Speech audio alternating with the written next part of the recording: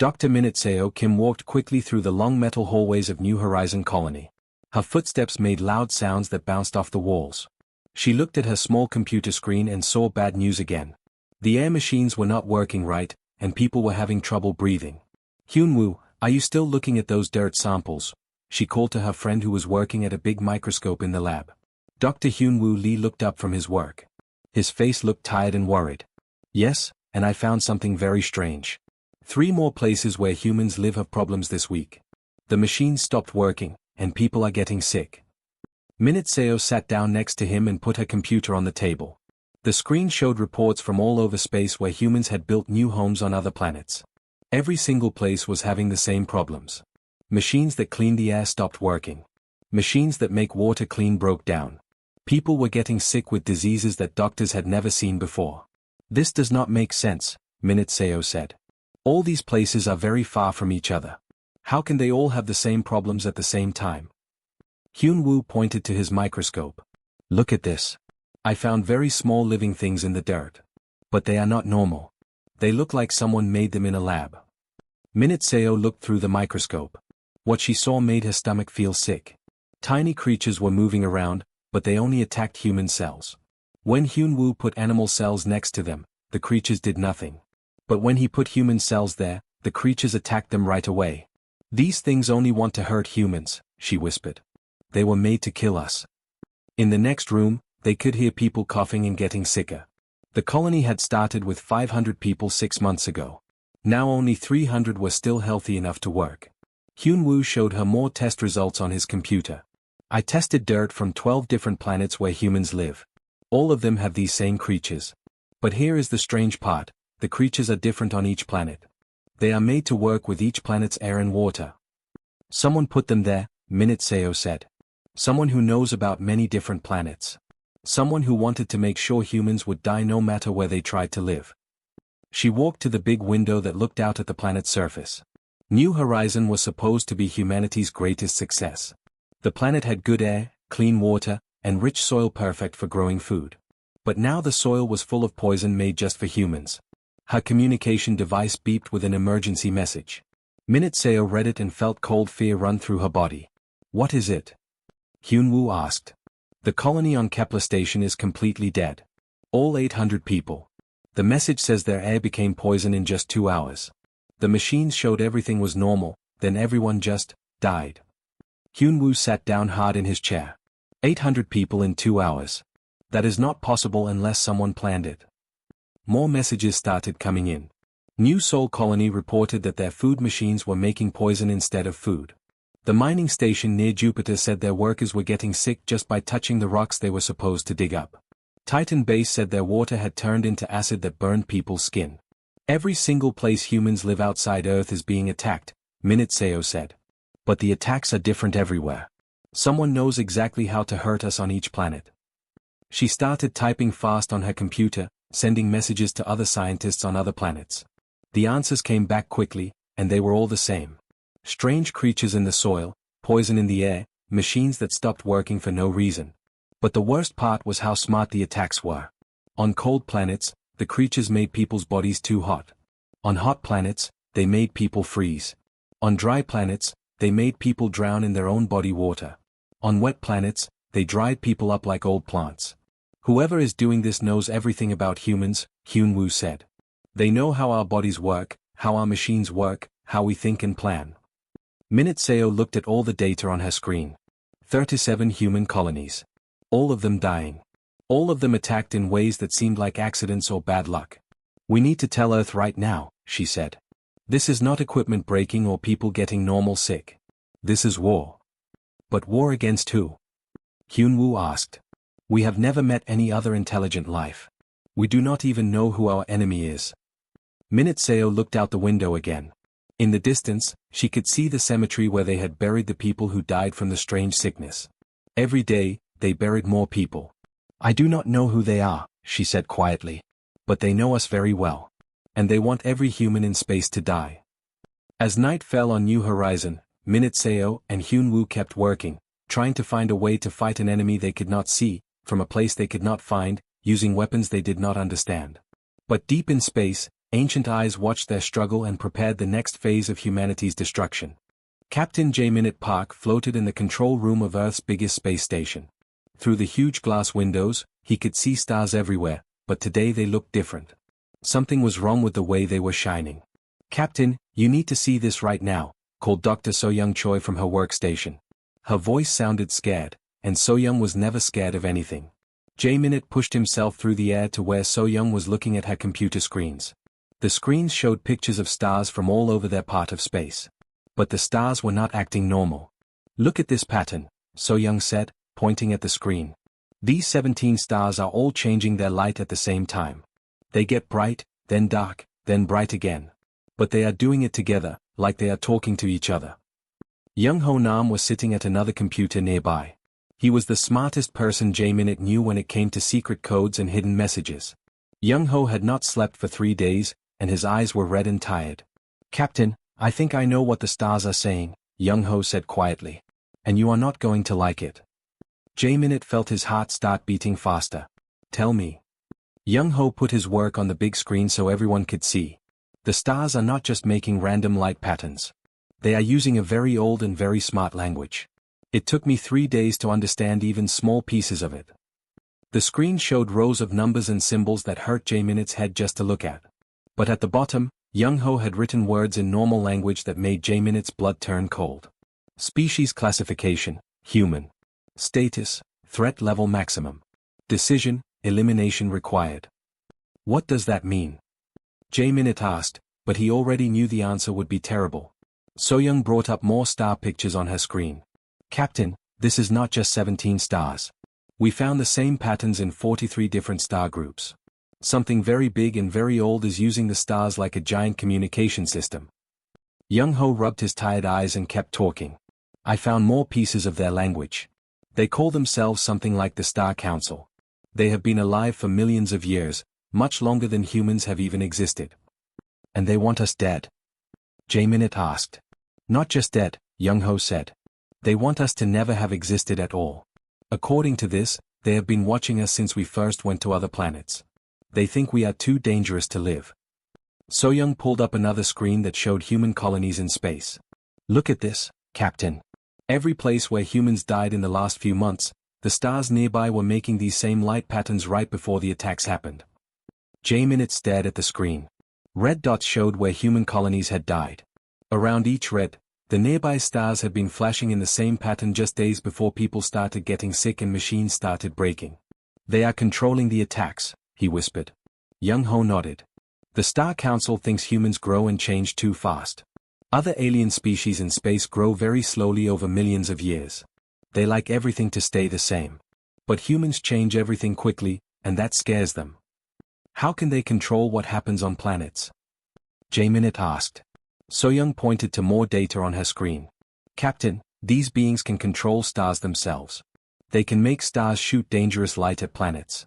They can change the way space rocks move. They can even make suns get hotter or colder." The room became very quiet as everyone understood what this meant. An enemy that could control stars was more powerful than anything humans had ever imagined. "There is more," Young Ho said sadly. "I found records of other species that the Star Council eliminated before. Hundreds of different alien races that grew too fast or changed too much. The Council killed them all to keep space peaceful and quiet." J-Minute looked out the window at the stars again. Now he knew that behind those pretty lights were ancient minds that had decided his entire species should die. "How long do we have?" he asked. So-young checked her computers. "Based on the star patterns, they are preparing for the final phase. All human colonies outside Earth will be dead within 6 months. Then they will start working on Earth itself." "Can we fight them?" J-Minute asked. Young Ho laughed, but it was not a happy laugh. "Captain, they control stars. We can barely travel between planets. It would be like ants trying to fight humans." But J-Minute was thinking about something else. "Young Ho, you said they eliminated other species because those species changed too fast." "Yes, Captain. And they think we are dangerous because we grow and change quickly." "That is correct." J-Minute smiled for the first time in days. "Then maybe the thing they hate about us is also the thing that will save us. We do not think like them. We do not plan like them. Maybe we can surprise them." He turned to his crew. Send an emergency message to Earth right now. Tell them we know who our enemy is and what they want. And tell them that the stars themselves have declared war on humanity. Outside the station, the stars continued their ancient conversation, planning the end of the human race. General Hai Jin-yoon stood in the biggest meeting room on Earth. Leaders from every country sat around a huge table, but their faces all showed the same thing: fear. The giant screens on the walls showed red dots where human colonies used to be. Most of the dots were now black. Ladies and gentlemen, we are losing this war before we even knew it was a war, Hai Jin said. Her voice was strong, but inside she felt sick. In the last month, we have lost contact with 42 colonies. That is over 500,000 people. President Chen from the Asian Federation raised his hand. General, how do we fight an enemy that can control stars? Our biggest weapons are like toys compared to that kind of power. Before Hai Jin could answer, the doors opened and Dr. Jin-ae Moon ran into the room. She was carrying a computer and breathing hard like she had been running. General, I am sorry to interrupt, but I found something very important, Jin-ae said. She put her computer on the table and showed everyone her research. I have been studying the alien creatures that killed our colonists. They are very smart, but they have one big weakness. They cannot handle things that change quickly or act in ways they do not expect. Engineer Dong-hyun Seo walked in behind her. His clothes were dirty and he looked like he had not slept in days. General, Dr. Moon is right. I have been testing the alien weapons, and they keep breaking when we do unexpected things to them. Hai Jin looked at both scientists. Explain this more simply. Jin-ae pulled up pictures on the big screen. The Star Council has been alive for millions of years. They think very slowly and carefully. They expect other species to act the same way. But humans are different. How are we different? Asked the President of Europe. We evolved on a planet that was always dangerous, Jin-ae explained. Ice ages, volcanoes, earthquakes, diseases. Other species had safe, quiet planets where nothing changed for millions of years. But Earth was always trying to kill us, so we learned to change fast to survive. Dong-hyun nodded and showed his test results. The alien creatures are designed to fight species that stay the same. When I expose them to human cells that are mutating and changing rapidly, they get confused and die. General Hai Jin felt a small spark of hope for the first time in weeks. So you are saying our ability to adapt quickly is actually a weapon? Not just a weapon, Jin-ae said excitedly. It is the best weapon we have. The Star Council eliminated other species because those species were predictable. They always did the same things in the same ways. But humans never do the same thing twice. Dong-hyun pulled up more data. General, I tested this theory. I created 3 different ways to fight the alien organisms. Each way was completely different from the others. The organisms could adapt to fight 1 or 2 of my methods, but not all 3 at the same time. What are you suggesting? Hai Jin asked. We do not fight them like a normal army, Jin-ae said. Normal armies have plans and follow orders and do things the expected way. Instead, we split up into hundreds of small groups. Each group does something completely different. The room started getting noisy as all the leaders began talking at once. Some people thought the idea was crazy. Others thought it might work. General Hai Jin raised her hand for quiet. Dr. Moon, give me specific examples. Some groups go underground and build cities deep in the earth where star weapons cannot reach them. Other groups build spaceships that move in random patterns so the enemy cannot predict where they will be. Some groups change their DNA to become resistant to alien weapons. Some groups build robots to fight while the humans hide. And some groups do things that are so crazy that even we do not know what they are planning, added Dong-hyun with a small smile. President Chen looked worried. But how do we coordinate all these different groups? How do we make sure they are all working toward the same goal? We do not coordinate them, Hai Jin said, finally understanding. That is the whole point. If we cannot predict what our own people are doing, then the Star Council definitely cannot predict it either. Jin-ae nodded. Exactly. The Star Council is used to fighting enemies that have one leader, one plan, one way of doing things. They can study that kind of enemy and find ways to defeat them. But they cannot study an enemy that has no pattern at all. General Hai Jin walked to the window and looked up at the sky. Somewhere up there, ancient beings were planning to kill every human alive. But now she had a plan too. We will call it the Terran Defense Initiative, she announced. We will scatter humanity across Earth and space in ways that make no sense to anyone, including us. We will use our chaos as a weapon. She turned back to the leaders. Send messages to every city, every country, every group of people. Tell them to survive in whatever way they think is best. Tell them to be as unpredictable and crazy as possible. And if some of the groups fail, asked the president of Africa. Hyjin smiled grimly. Then the other groups will try something completely different. The Star Council can kill some of us, but they cannot kill all of us, because they will never understand all of us. For the first time since the war began, the leaders in the room started to look hopeful. Commander Sujin Bae held tight to her captain's chair as the spaceship Phoenix shook and bounced through space. Outside the front window, she could see the biggest alien structure anyone had ever found. It looked like a giant crystal mountain floating in the darkness, bigger than Earth's moon. Minute-Ho, are our weapons ready? She asked her weapons officer. Minute-Ho Jung looked at his computer screens and shook his head. Commander, that thing is too powerful. It is using energy from 3 different suns at the same time. Our weapons are like throwing rocks at a mountain. Sujin smiled, but it was not a happy smile. Good. Then they will not expect us to attack it. The alien structure had been shooting deadly light beams at human planets for weeks. Every time the beams hit a planet, all the humans there died within hours. Earth scientists said the structure was millions of years old and contained technology that humans could not even understand. Commander, I am reading their defense systems, said Sungwon Kim from his engineering station. They have shields that can stop anything we can shoot at them.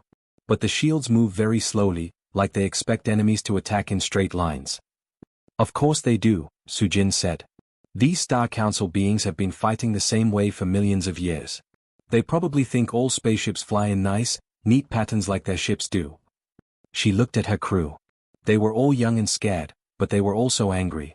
Everyone on the ship had lost friends or family when the alien attack started. They knew this mission was probably suicide, but they did not care. Listen carefully, Sujin told her crew. We are going to fly at that structure like we are completely crazy. No straight lines, no patterns, no plans that make sense. We are going to confuse their computers so much that they will not know how to stop us. The Phoenix suddenly turned and dove toward the alien structure in a spinning, twisting path that made everyone on the ship feel sick. But the alien defense systems could not figure out where the ship was going to be next. Their weapons are trying to target us, but they keep missing, Minute-Ho reported, sounding surprised. Commander, I think this crazy flying is actually working. Sungwon was studying the alien structure through his computers. Commander, I found something interesting.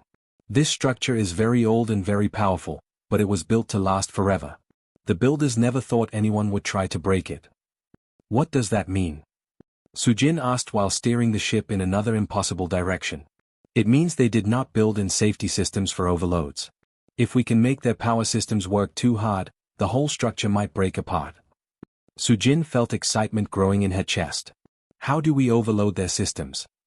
We need to get close enough to plug our computers into theirs, Sungwon said. But Commander, that means landing on the structure. And once we do that, we probably cannot get away. The ship became very quiet. Everyone knew what Sungwon was saying. This would be a one-way mission. Commander, we have a message from Earth, said Communications Officer Daeun Park. Other human ships are attacking alien structures all over the galaxy. Some attacks are working, but most of the ships are being destroyed. Sujin thought about all the people who had already died. She thought about her little sister who lived in New Sol Colony before the aliens poisoned everyone there. She thought about humanity's children who deserved a chance to grow up. Daeun, send a message to all the other human ships, she said. Tell them we found the alien structure's weakness. They cannot handle unexpected attacks or power overloads. Tell them to be as crazy and unpredictable as possible. The Phoenix got closer to the alien structure. Up close, it looked even more impossible. The crystal surface was covered with symbols and lights that hurt to look at directly. Energy flowed through it like rivers of liquid lightning.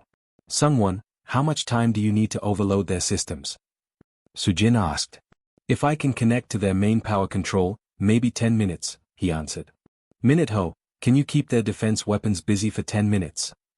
Minute-Ho looked at his weapon controls and smiled. Commander, I can shoot at them in ways they have never seen before. I will keep them so confused they will not know what to do. Sujin steered the ship toward a landing spot on the alien structure. Everyone, prepare for landing. Remember, we are not trying to win this fight the way a normal army would win. We are trying to break their things in ways they never expected. The ship landed hard on the crystal surface. Through the windows, they could see alien defense systems turning toward them like giant metal spiders. But the systems moved slowly, like they were thinking very carefully about what to do. That is their weakness, Sujin realized. They think too much. By the time they decide what to do, we will already be doing something else. Someone ran toward the exit with his computer equipment. Commander, wish me luck. We do not need luck, Sujin replied. We have something better. We have the ability to do things that make no sense at all. Outside, the ancient alien structure began to shake as human unpredictability met millions of years of careful planning. Dr. Minute Kim stood in a big meeting room floating in space. Around the table sat strange-looking beings from 7 different planets. Some had blue skin, some had extra arms, and some looked like giant insects. But they all had the same look in their eyes, hope mixed with fear. My friends, I have terrible news and wonderful news, Minute said to the group. The terrible news is that the Star Council has been lying to all of us for millions of years. A creature with 4 eyes named Ambassador Keth spoke through a computer that changed her words into human language. Dr. Kim, what do you mean by lying? Minute put pictures on the big screen that everyone could see. The Star Council told your people that you had reached your natural limits. They said your technology could not get better because that was just how your species worked. But that was not true. She showed them pictures of alien creatures that looked just like the ones that had attacked human colonies. These same poison creatures that tried to kill humans have been put on your planets too. Every time your people tried to build better machines or travel to other planets, these creatures made you sick or made your machines break.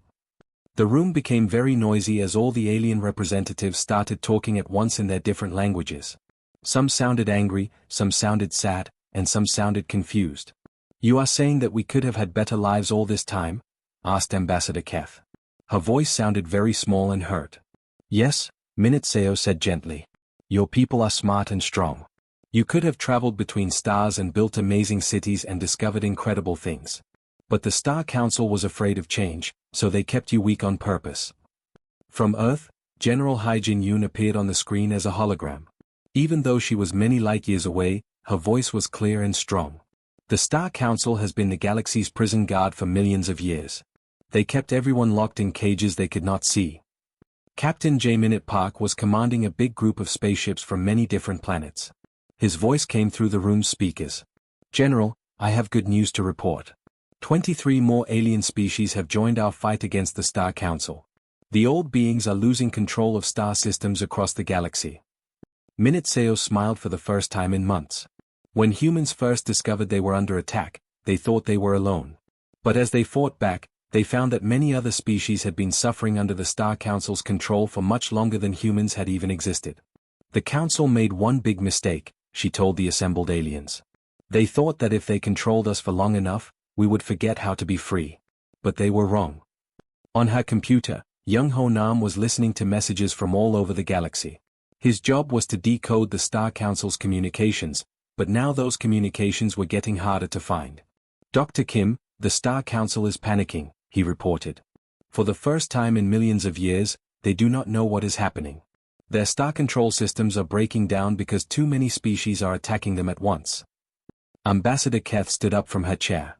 Even though she was from a different planet, Minute could see that she was trying to be brave. Dr. Kim, my people want to join your revolution. We want to learn how to be free. It is not my revolution, Minute said. It belongs to all of us now. More aliens started standing up and saying they wanted to fight.